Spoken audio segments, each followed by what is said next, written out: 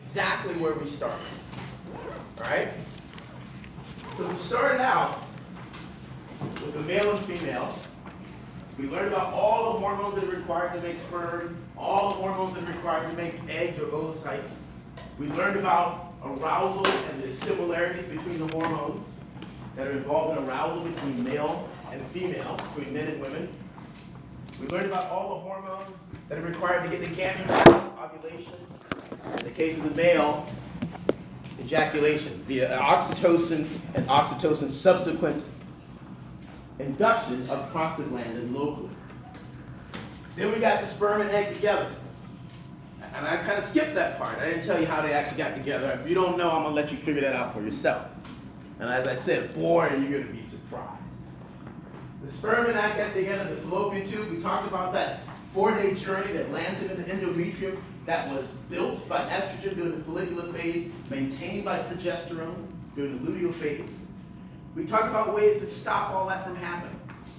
You should know the difference between a contraceptive and an abortive. We talked about antagonists. And somebody asked me, it's stuff from midterm 1 going to be on midterm 2. If you don't understand how to do a scat trick, how are you going to understand how birth control pill works or how RU46 works? Somebody just asked me, did I say RU46 was a partial agonist? And I understand why that person asked me the question, because RU46 was originally described as an antagonist because it blocks the effects of progesterone. But I think now we know so much more about how these synthetic compounds bind the receptor that those words aren't used as a dichotomy in the way that they used to. So RU46 is described as a partial agonist because it's not so much that it binds and blocks the receptor so progesterone doesn't get into it, but it binds the receptor in such a way, just like tamoxifen does in the breast, that the auxiliary proteins, the other transcription factors and other effector proteins cannot interact with the receptor. So it is antagonistic to the action of progesterone, but it's not as simple as simply binding the receptor and not activating it. Does that make sense? I understand why that might be confusing. We didn't do that. We went through with the pregnancy. We implanted. We talked about the hormones, estrogen, that involved in the borula, the little mulberry, embedding in the endometrium. And then we talked about what I call and that was the initial hijacking. We talked about how HCG rescues the corpus luteum. The corpus luteum continues to make progesterone. And while progesterone enhances the neurotransmitter effects of oxytocin that are associated with pair bonding, etc., it also blocks oxytocin as a hormone. It inhibits or decreases oxytocin synthesis and secretion. It decreases the oxytocin receptor in the uterus. It wants to keep the uterus quiet. Two different things. It has other effects. It lowers immune function. It increases blood volume. It decreases or inhibits the HPG so that you don't go through another cycle when you're pregnant. And then we talked about the next hijacking was when the baby's adrenal cortex starts to, or I guess before that, we talked about how the placenta, once the corpus luteum dies, the placenta starts to take cholesterol from mom and make progesterone to maintain the pregnancy for another 2 trimesters. And then we talked about how the baby's adrenal gland starts to take away some of that progesterone to make cortisol and aldosterone to prepare the baby, to prepare the lungs, to prepare it to be able to maintain sodium as it leaves its aquatic environment. Then we talked about how the adrenal fetal zone starts to take pregnenolone and convert it to DHEA sulfate, which then in the placenta, stimulated by cortisol, aromatase starts to convert that into estrogens, E1, E2, E3, and the baby's liver starts to make E4 to give mom another estrogen boost. That estrogen then prepares mom for the end of pregnancy. It starts inducing its own receptor in the mammary gland and uterus. So the mammary gland and uterus are now becoming again estrogen sensitive. That estrogen starts to induce prolactin. It starts to make somatotropes turn into lactotropes. It starts to stimulate TRH. So the TRH is both causing the production of more thyroid hormone, you're going to see today why the baby needs that thyroid hormone. And that TRH also stimulates more prolactin. That prolactin which also stimulates its own receptor, starts to shift mom's metabolism so that she's freeing up fats and freeing up glucose, sugars, which in the breast, the alveolar and ductal tissue are being stimulated to take up those substrates and make milk. It contains fat, free fatty acids, milk does, proteins, whey and casein, albumin, sugars, lactose, as well as other amino acids, vitamins, and somebody mentioned, I think in office hours, antibodies, which I don't know how they get into milk, and I don't know how they get across the baby's gut, but there are antibodies there also that help the baby. Prolactin does that. And again, you wouldn't want that to happen early in pregnancy. You wouldn't want to be making milk in the first trimester, but you're not going to have a baby for another 9 months. So the timing's sort of critical. Then we talked about how to get that milk out, well, how to get the baby out, and how to get the milk out. And anytime I teach you guys the details of a second messenger system or some complex pathway, you're going to use it over and over and over again. We use the steroid pathways to understand sex differentiation, secondary sex differentiation. We use the steroid pathways to understand the maternal fetal placental unit. You've learned all that already. We didn't have to talk. So don't ask me. Well, you can ask me anything you want.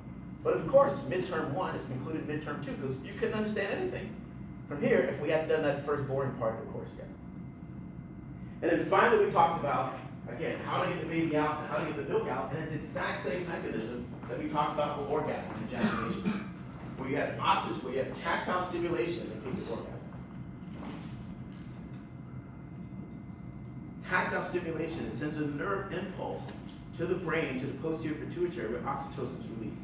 The contraction that oxytocin then induces causes another nerve communication to the brain and pituitary where more oxytocin is released. Because when you think about it, right, orgasm is a series of contractions, and not just one big contraction. It's a series of contractions that's direction. In the case of the male, you're trying to get the semen out, right? If it was just a random contraction, the semen will go the wrong way. In the same way, the contraction of partition and delivering the baby is a series of feedback loops, where the stretching of the uterus causes a contraction, sends that tactile stimulation sends a message to the brain and pituitary, posterior pituitary, where oxytocin is released, causes a contraction. That contraction sends an impulse to the brain and pituitary, which causes more oxytocin release and a contraction. That contraction sends another, that's why the contractions get closer and closer and closer. And the same thing happens with milk letdown, with milk injection, where the contraction, where the tactile stimulation of the nipple sends a message to the brain and causes oxytocin release, and there's a contraction, and the milk is squeezed out. That contraction sends a nerve impulse to the brain, which causes another oxytocin release, which causes another contraction. So they build on each other. I also, remember the first part of the course, I told you that the target is defined by the target? Right? So not like neurotransmitters, where the neurotransmitter knows where to go. The hormone goes into the blood and it goes all over the body. And the target is defined by where it is. Remember I told you guys that? That it was kind of like my student who had the key to her house, but she didn't know which apartment she lived in, so she just ran around. So there were 2 examples like that, where one, for example, I told you that at the same time that the uterus doing partition is stimulating oxytocin release, that oxytocin is not just going back to the uterus, it's also stimulating the mammary gland. So you start injecting milk while you're delivering the baby. Well, in that case, it makes sense, right? Baby's going to want a snack after the drink. And in the same way, I give you another example. If you have an orgasm when you're lactating, that same oxytocin will stimulate milk letdown. That one I don't know what the significance is, but the point is the hormone doesn't know to go to where it's supposed to go. It's binding where there's a target. Yeah? I have a quick question about progesterone after second. About what? Progesterone? Yep. After second trimester, when you have estrogen there, does it go down when estrogen is Progesterone's going down because the baby's adrenal cortex, because the fasciculata and the glomerulosa are taking up that progesterone as a substrate to make cortisol and aldosterone. Progesterone's also going down because pregnenolone from the mom is going to the fetal zone, being converted to DHEA sulfate, which ultimately gets converted into estrogens. So progesterone's going down because the baby's using it. The cortex is using it for a variety of different things. And that's why I said the baby's adrenal cortex is in control at that point. The baby's adrenal cortex is telling you when he or she's going to be delivered. So then estrogen take over to stimulate oxytocin receptor? Estrogen stimulates, not in the brain, estrogen stimulates oxytocin receptor in the uterus and in the mammary gland. It stimulates its own receptor and the oxytocin receptor. It's also stimulating prolactin and the prolactin receptor, and prolactin stimulates its own receptor. So it's shifting mom's physiology over from maintaining the baby as an endoparasite to getting ready to maintain the baby as an ecto through mammary. And that's what we'll talk about today. In terms of fetal growth, yeah. Yeah, we talked about how prolactin upregulates those two receptors. So that's in the brain, and for the neurotransmitters. Progesterone. Oh, progesterone, yes. Not prolactin. Yeah. Progesterone, remember progesterone enhances oxytocin as a neurotransmitter in the brain in several ways. It supposedly has a binding site on the oxytocin receptor. It supposedly has its own cell surface binding protein that interacts with the oxytocin receptor. It also, without a receptor, intercalates into the membrane and makes the membrane more fluid so that the oxytocin receptor is more available. That's the neurotransmitter that's involved in pair bonding and caregiving to the child. That's independent. It has nothing to do with the oxytocin from the posterior pituitary. There's contraction. Correct. Two different things. Okay. In terms of fetal growth, it's simple. I'm not going to say much about it. Fetal growth involves the baby taking up nutrients from mom. So glucose, remember prolactin in mom towards the end of pregnancy especially, blocks glucose uptake by the liver and blocks free fatty acid uptake by fat. Remember that. That's going to be important again in a second. So prolactin in mom, as it's increasing. Am I going too fast? Yes. That's lovely. It's shifting mom's metabolism. Prolactin is. It's blocking her from taking up glucose and free fatty acids from the diet. And towards the end of pregnancy, that's doing two things. One is it's going to the baby because the baby's undergoing rapid growth during that time. And the primary, quote, growth hormone for the baby, as I was taught by my mentor, is insulin. Because all the baby needs to do is take up the glucose and amino acids and keep growing. So prolactin, remember, which is in the growth hormone family, they look alike. They can bind each other's receptors. So prolactin is blocking mom from taking up glucose and fat. It doesn't want mom to store it. Because one, it's got to send it to the baby. And two, it's got to send it to the mammary gland because it's got to make milk. It doesn't want mom to store it. And we talked about sometimes, like in the case of my wife with my son, the prolactin's just doing too good of a job, and the mother can end up with diabetes, gestation diabetes, because they're not taking up glucose properly. The insulin isn't responding as much as the prolactin in concert with the prolactin. So the primary growth hormone in the fetus is insulin. Insulin causes cells to take up glucose, and the energy from glucose is used to build protein and fat to make amino acids, etc.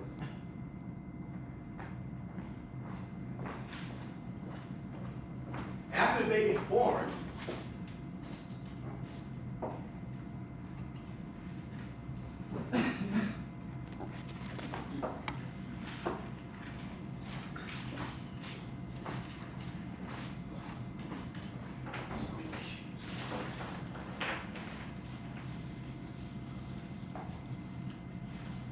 remember the structure of the ducts of the mammary gland.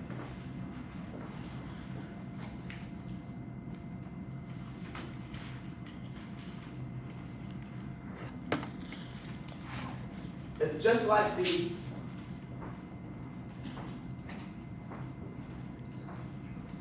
like we talked about with the reproductive ducts.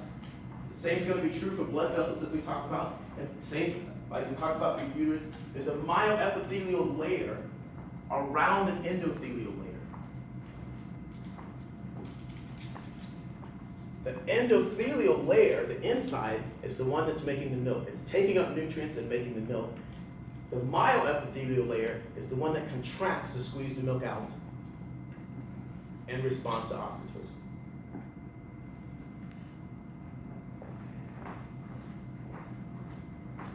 And that milk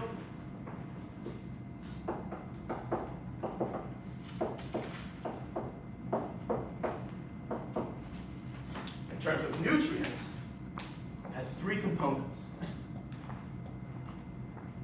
Protein, casein, whey, milk albumin.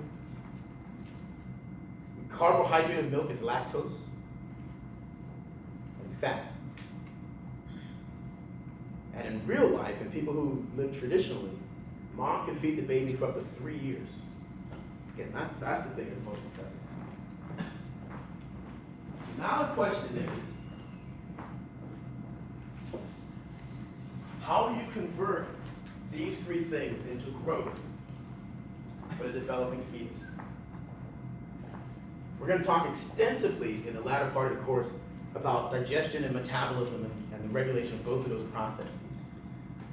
But digestion is the baby drinks milk when there's water in her tube. The baby's drinking the milk. It digests the protein into amino acids.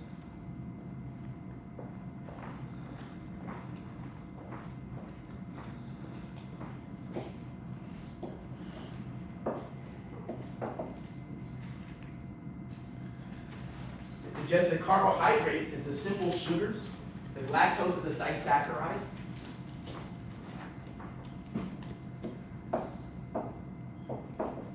And the fats into free fatty acids.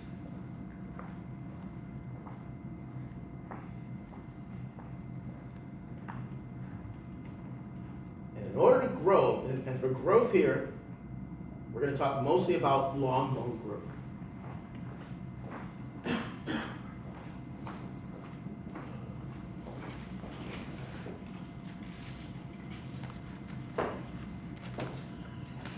That's a bone.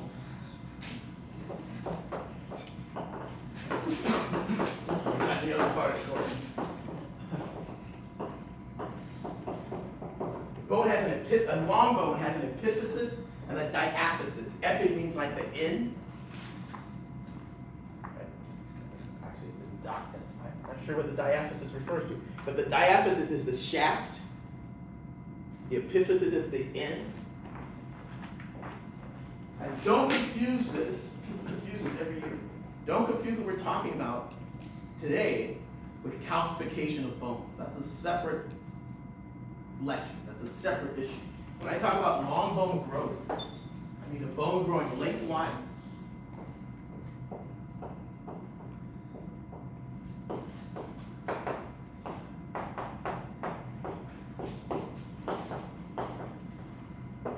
Has nothing to do with how thick or how hard the bone is. It has to do with how long the bone is. The bone grows at the epiphyseal plates that are located between the epiphysis and the diaphysis.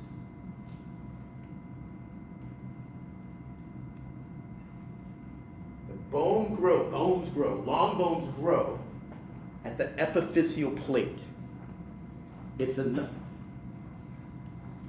growing individual, it's a non-calcified part of the bone that allows it to grow. When you stop growing, it's because, as you'll see by the end of today, estrogen causes calcification and fusion of the epiphyseal plate. Like my daughter had an injury and I got to see an x-ray of her epiphyseal plate partially fused. So we knew at that point she would not grow anymore. It was okay though, she was over 5 feet, which made her the tallest woman in both of our families. My mom's 4'9", my wife's 4'11", although she lied and said she's 5 foot. But she made history with the Kim and the Hayes family. The epiphyseal plate contains chondrocytes.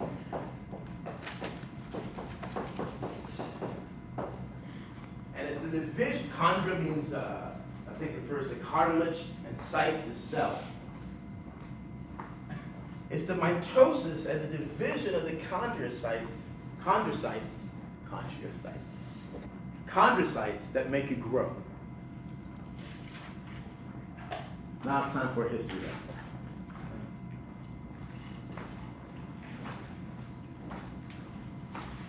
Here's how growth hormone was discovered.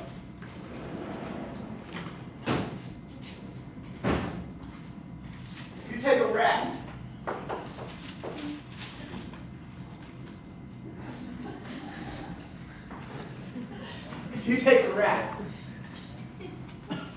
and remove its pituitary, kind of like a tap.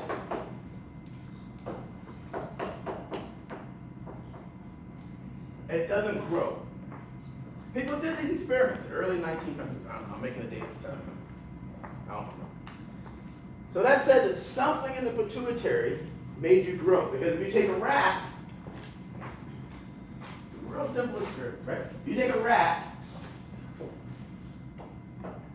they like being experiments, they're smiling. And if you re-inject it with the pituitary, it'll start to grow. So people hypothesized that there was something called somatotropin. Soma means body, tropin means changing the activity of, or somatotrophin, changing the size of. But there was something in the anterior pituitary, there was something in the anterior pituitary that was a growth hormone. You can purify growth hormones, later people did that.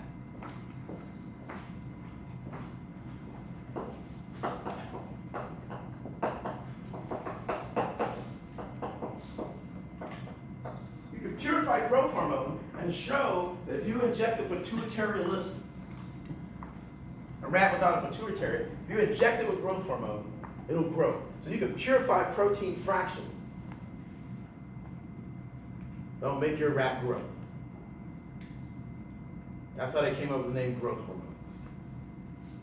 But it's a lie. Growth hormone does not make you grow. I'll show you how people figure that out. We're good with this experiment? This is your in vivo experiment.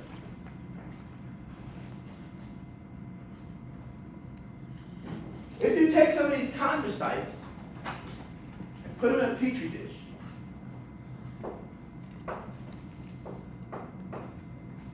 that's your negative control. So, and then what we're going to do is we're going to give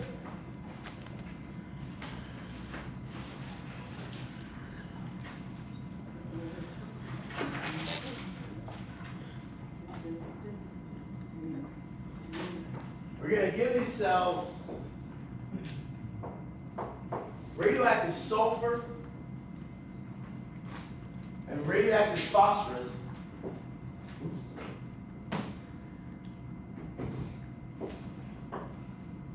A negative control, nothing will happen.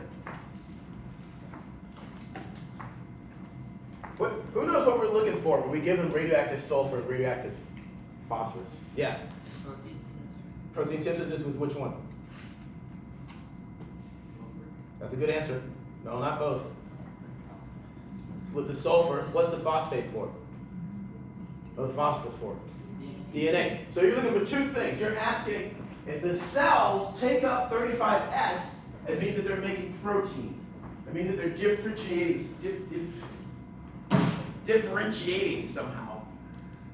Because there's no sulfur in DNA. If the cells take up P32, it means that they're dividing and undergoing mitosis. Because there's no P in protein. We're good? What you're looking for, well here, let me give you an example. If you give these cells growth hormone,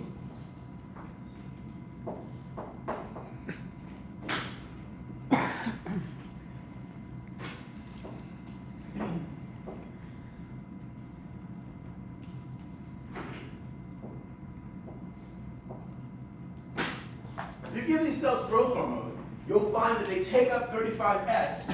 There's not a lot of cell division, so they're not growing, but they do take up S35.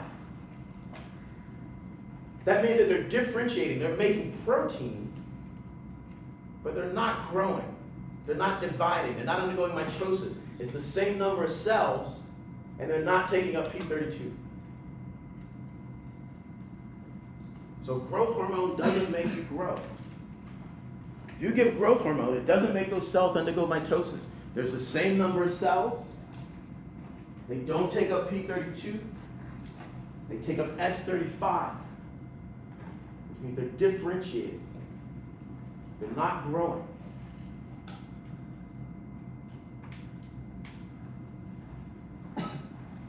Is that clear? If you now take a rat,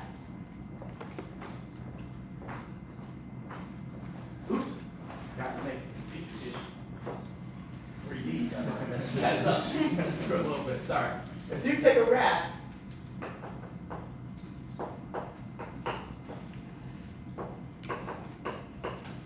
and inject it with growth hormone, and take the blood from that rat, put it on these cells,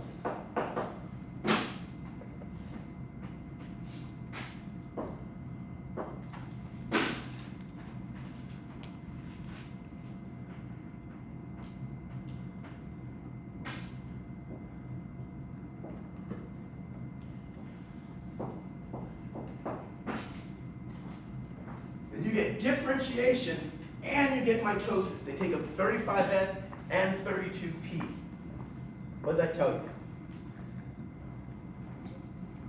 If you take a rat, if you take growth hormone and put it on the cells, they differentiate but they don't divide. The cells don't grow. If you inject the rat with growth hormone and take the blood from that rat and apply it to the cells, they differentiate and they undergo mitosis. They take up S35 and P32. What does that tell you? Yeah, over there. What's your name? Oliver. Oliver, what's up? I don't think we've ever talked before, have we? Have we? Maybe. Okay, so I didn't remember Oliver. Okay, sorry. Oliver, let me come over here so you'll be like real memorable next time. Maybe you can like shock me or something like that. It'll like be one of those experiments where I won't forget you. All right, what's up? Oh, I recognize you. Yeah. See, this is how close I have to get. See? Well, we know that it stimulates IGF-1. Well, you know that because I told you that. Yeah, But the people who But there's clearly something that it's signaling other than, growth hormone itself isn't acting. yeah, it's easy to figure out now because we know the answer. But this is how they figured this out. So this says there's something else in the body that growth hormone stimulates that actually stimulates the growth. It says that if you go back to the old pituitary experiments, sorry, I'm getting excited. I'm going fast again, aren't I? So if you go back to the old pituitary experiments, it says that in vivo, growth hormone is required. It's necessary, but it's not sufficient to stimulate growth. If you go back to the old, remove the pituitary and inject growth hormone, it says that growth hormone is necessary, but it's not sufficient to stimulate growth. It says that growth hormone is stimulating something else that stimulates growth. And as Oliver just told us, that something else is IGF-1. If you did this experiment, oh, I'm running out of board.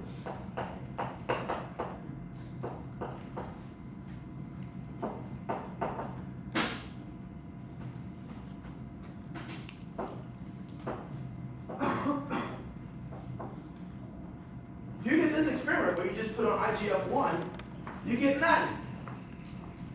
That's South Carolina for nothing. You get nothing. So IGF-1 again is necessary but not sufficient. If you did this,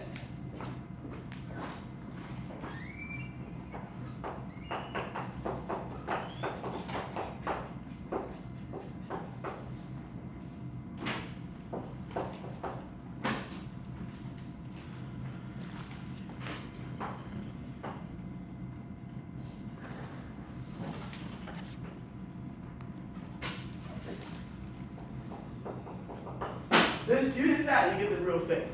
Growth hormone and IGF-1 together will do the real thing. Here's why.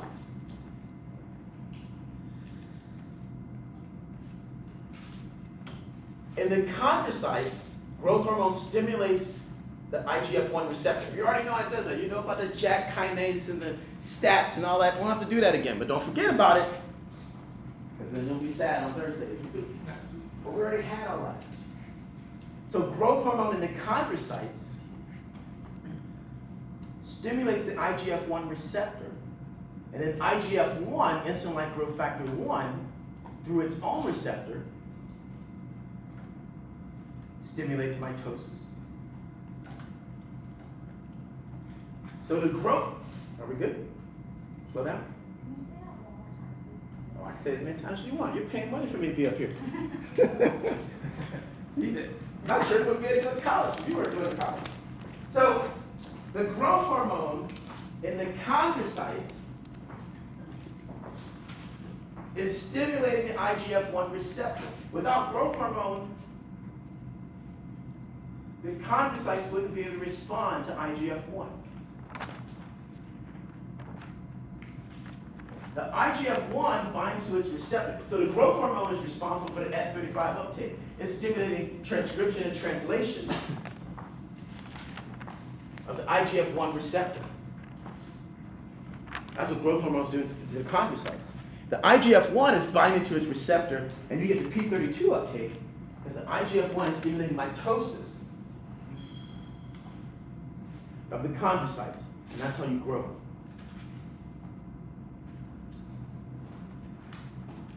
In vivo, growth hormones doing some other stuff.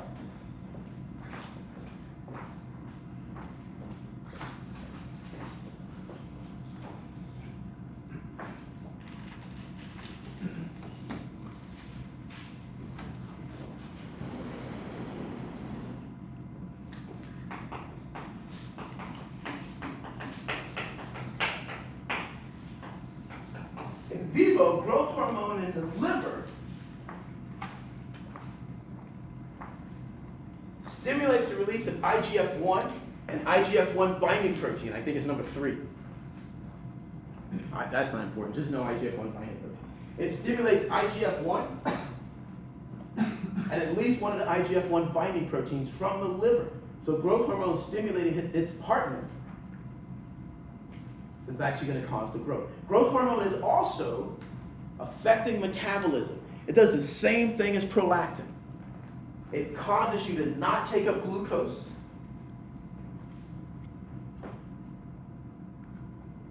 And it causes you to not take up free fatty acids. Why? Because IGF-1 are redirecting those nutrients to muscle and bone. It doesn't want you to store glucose in your liver. It doesn't want you to store fat in your fat tissue. It wants you to have that stuff available in the blood, because then IGF-1 stimulates the chondrocytes and the muscle to take up glucose, to take up fat, and use that to build protein to grow. So growth hormone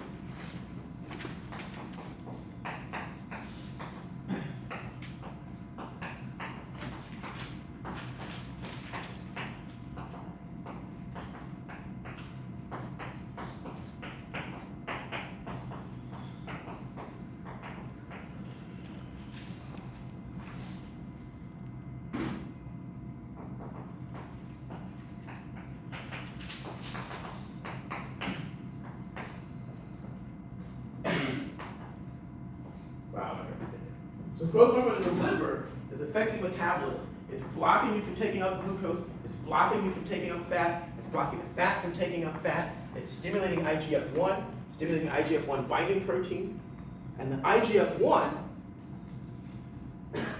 is binding to the receptor in muscle and chondrocyte that growth hormone stimulated there. So it's redirecting your nutrients.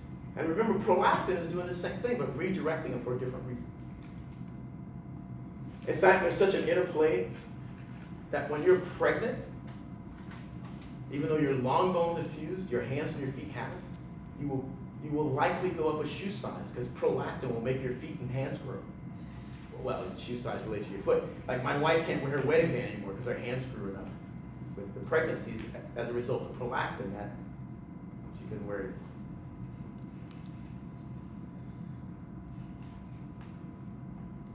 Yeah. You said IGF binds to the receptor in the muscle? Sorry. Muscle and chondrocyte. Okay. Right, I mean, right now we're talking about long bones because we're talking about growth, but it's doing the same thing. in the muscle. So in this case, it's primarily a chondrocyte that we're talking about. But it stimulates both muscle and bone growth. So it doesn't want you to store glucose and fat in your liver or fat in your fat tissue. It wants you to make those nutrients available for the muscle and long bone. In the same way that prolactin affects your metabolism, so that those nutrients are available to the mammary gland and to the baby. So the baby's taking up and digesting and producing these amino acids, sugars, and free fatty acids that go into the blood. The growth hormone is stopping you from storing these in fat and in the liver to use these to make long bones grow. The growth hormone is causing differentiation of the chondrocytes. They now have the IGF-1 receptor. And the growth hormone is causing the liver to not take up those nutrients so that they're available at the stimulation of IGF-1. Does that make sense? We're good? There's also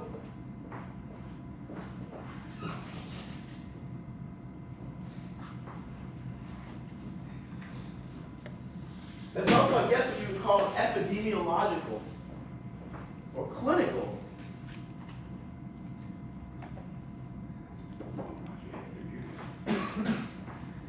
data to support the roles of growth hormone and IGF-1. So those are experimental data that I gave you. But there are conditions in humans. I don't know if I should call them conditions. Let's just call them states. States of being. States of being. That's not offensive. One is gigantism. I have some slides I'll show you at the end. Everybody always wants to see like the biggest man in the world and stuff like that. I don't know why, I'll show you.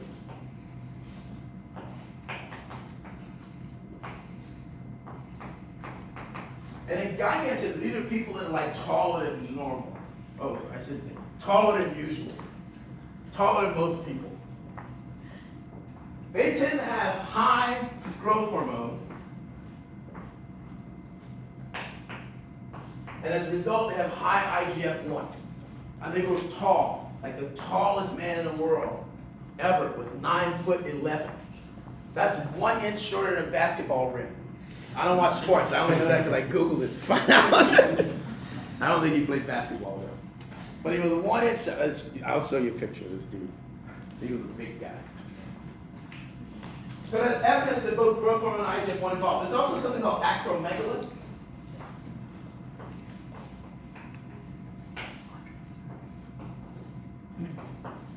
And they also have high growth hormone and IGF-1, except acromegalates tend to be,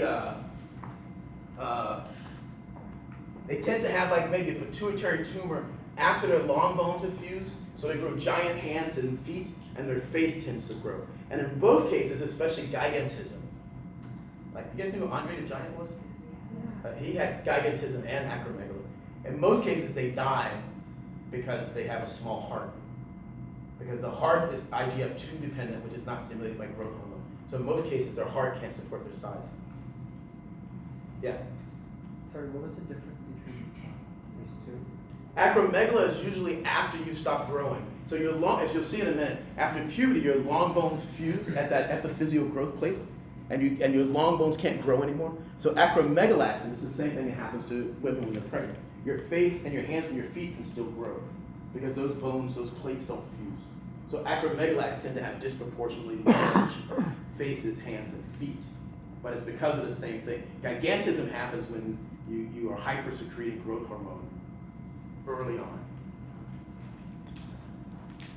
There's something called hypopituitary dwarfism. I don't know if that's the correct term or not. It's the term that you're supposed to use. It's huge, man.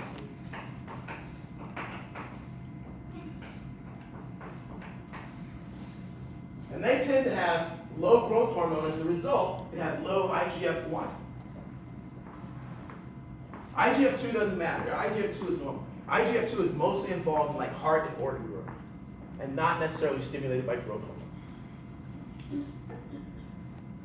There's another thing called Laron dwarfism.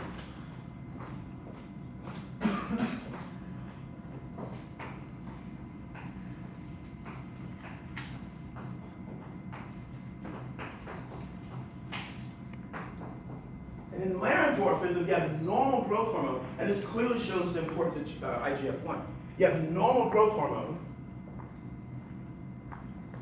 but people with Laron dwarfism, Laron's a person that discovered this, I guess.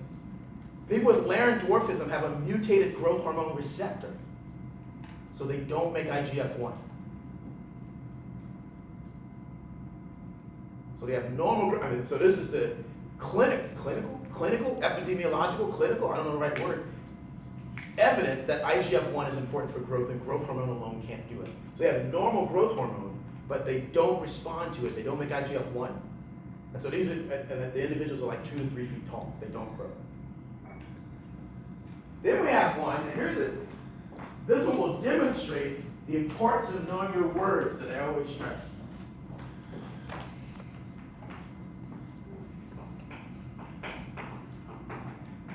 There's a condition called cretinism, where typically growth hormone and IGF-1 are low. But the problem with these individuals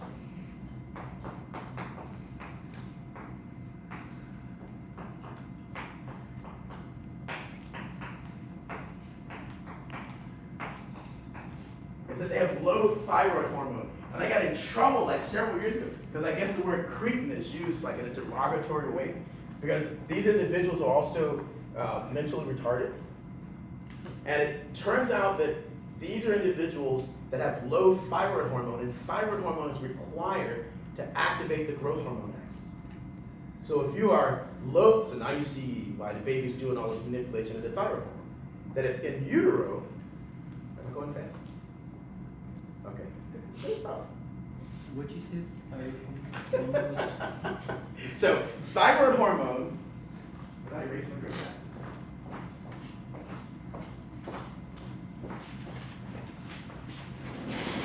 Oh, I did.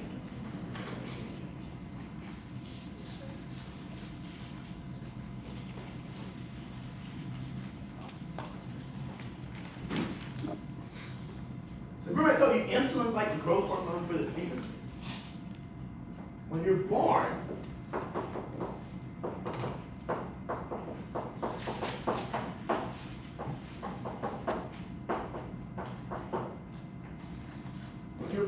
this takes over.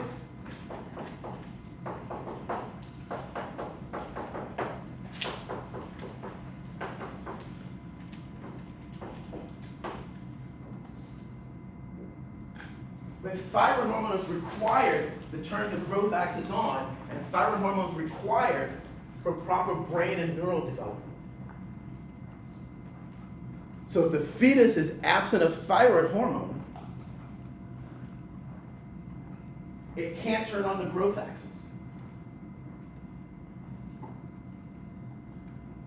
And this condition, cretinism, which I got in trouble, they were like, oh, it has nothing to do with people from the island of Crete, actually. So I looked this up. It's an old Swiss word, and its original meaning was Christian.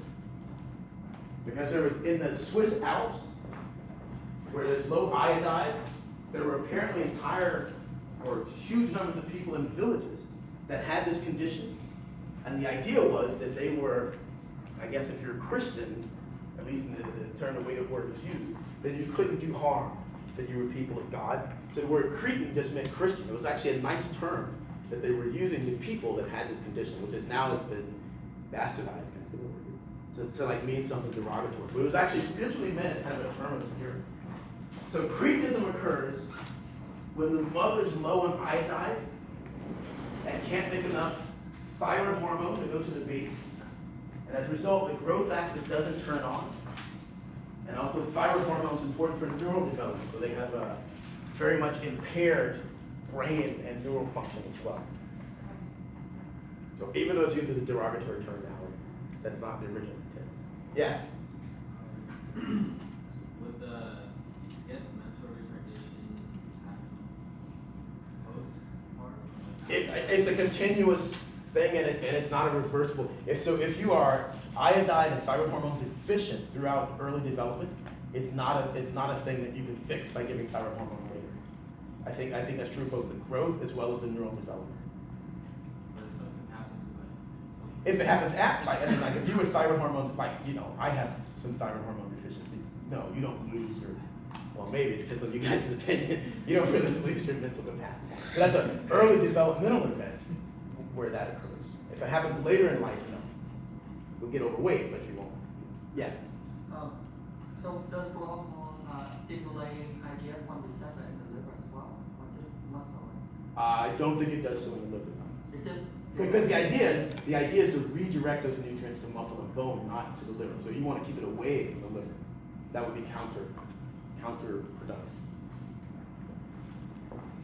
Then there's some, they would be called conditions. Oh, you have a question? Oh.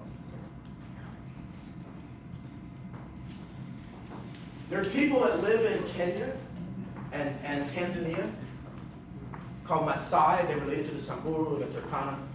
These are people who, like, on average, get up to like 7 feet tall. So it's not a condition, but it's a description of an individual tribe. And they tend to have high growth hormone, high IGF-1, doesn't involve thyroid hormone. So that's true of many of the so-called Nilotic tribes, the Samburu, the Maasai, the Turkana. And there's another group in Africa, I'm not going to race a line,